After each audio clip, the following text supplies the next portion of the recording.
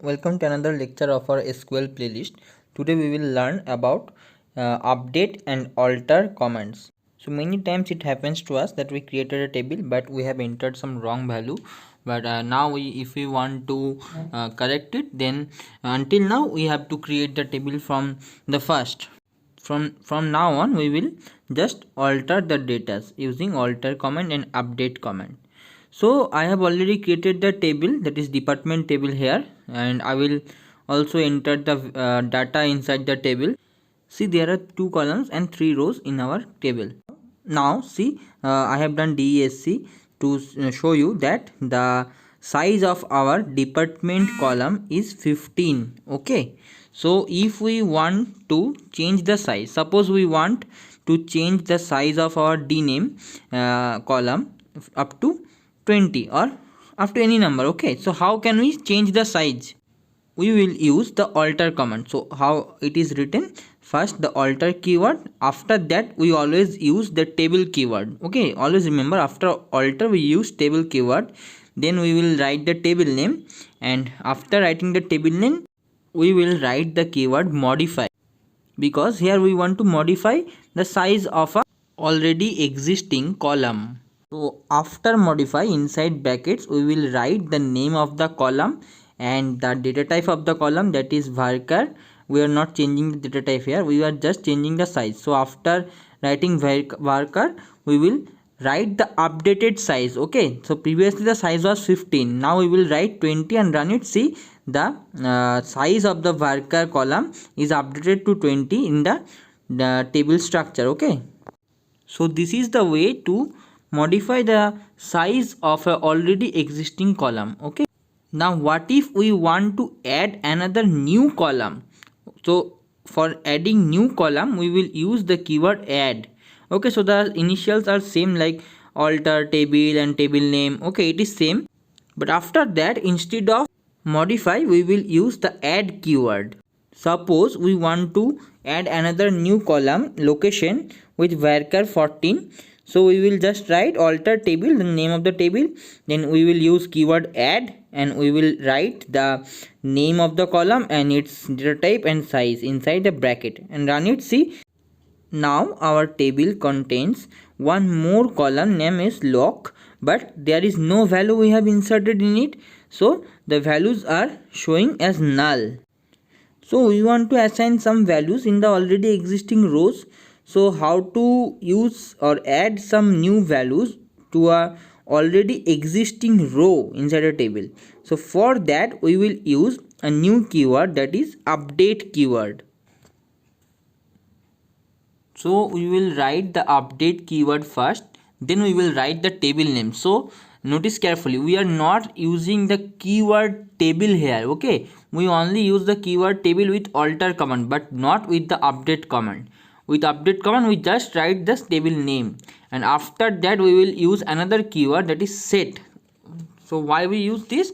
Because we are setting the value of the loc column, that is the location column. Okay, so we will use update department and set lock, that is the column name which we want to update, where we want to insert our values. Okay, so we are inserting some value. Okay, so lock equals to the value which we want to insert, and if we want to insert the same value for all the existing rows we will just write up to that. But if we want to insert the given value of the lock for some particular rows, then we will use it where command, and we will select those particular rows and insert inside those particular rows. So we have already learned how to use the where command. Now let's check our table. See, the rows are updated with our newly added value. Now what if we want to update or to change our table's name? Okay, so we want to change the whole table's name, so we just use rename command. Okay, we use rename and then depth, that is the already existing table name, and after that we will use keyword to and we will write the new name which we want to assign to our table. Okay, so rename the previous name, then to the new name. Okay, so So see the statement process, that is the name of our table is changed. So how can we confirm that? So to confirm that, we will try to run some query with our previous table name. See, we will try to add a new value in our table. So here the table name is set as DEPTT. Okay, insert into DEPTT, that is our previously which our table name was. So if we try to insert some value inside the table, so I will run it and see it is an error. Okay, because the table does not exist. So how the table, where the table goes, the table is there but we have changed its name. So if we want to insert any value inside our table, then we have to insert it with our new name. So see, when I change the name to our new name, now the row is inserted. Now if we want to see all the rows from our new table, then we will have to write the query for our new table name. Okay, so I will write select star from our new table name, that is depart, and I will run it. See what happens. You can see the row we added lastly is already present in the table now. Now that's how we rename a whole table. But what if we want to rename a single column of our already existing table? So to rename the column name, we again use alter keyword, because we are altering the table. Okay, so we will use alter, then after alter it always comes the table keyword and the table name we know. Then we are, what we are doing inside the table, we are renaming a column. So after alter table and table name, we will use rename keyword, and after that we are renaming what? We are renaming a column, so we will use rename column. Okay, then the previous column name, after that we will use the to keyword and the new column name. Okay, so rename column, what was the previous name, to the new name. So we will run it and see, now our column D name is changed to depth name. Okay, so you can see this is how to rename a column.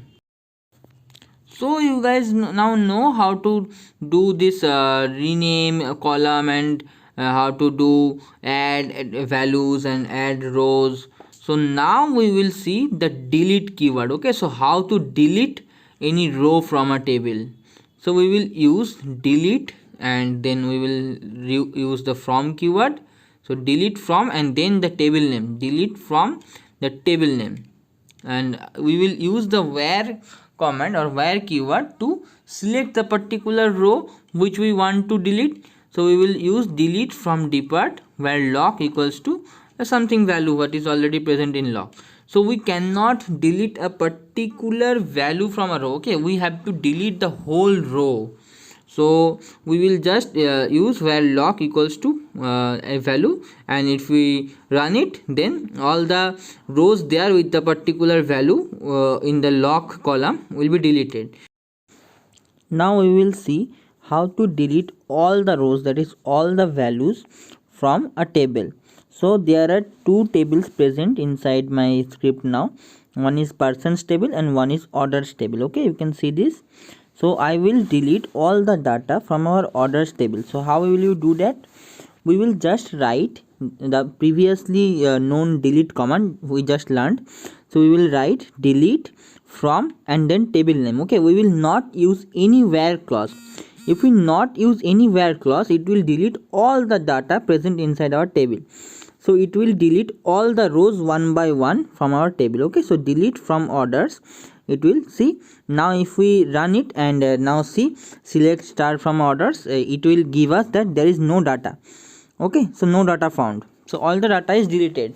But what about the structure of the table, that is the table itself? Is the table itself deleted, or the table is present but there is no data? So to check that, we will use DESC command. Okay, so DESC and table name orders. So now we will run it and see the table exists. The structure of the table is intact, but the values from the table is all gone. Okay, so now we will see something else. We will see a new command, that is drop command. So we will drop the table, but first we will insert a new row inside our table.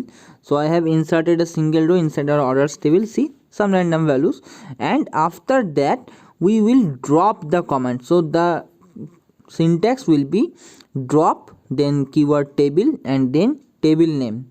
Okay, so along with alter, the drop keyword also takes the keyword table after it. So drop table and the name of the table. If we write this command, then it will delete the whole table. Okay, so the table is gone now from our database. So not only the values or the data, but also the structure of the table. There is no object, there is the no table exists with the name orders now. Okay, so see, so this is the difference between the drop command and the delete and truncate command. What is truncate command? Let's see. If we just use truncate, then we will use the table keyword and table name. Truncate table name will also do the similar work as delete from table name. Okay, so truncate table and table name will delete all the values inside our table. Okay, so the structure of the table will still be there, but the values will be deleted. So the delete from table name and truncate table name, these two does the similar work, and drop table does what? Drop table deletes the whole table, okay, along with the structure and values, but the other two just delete the values but the structure remains.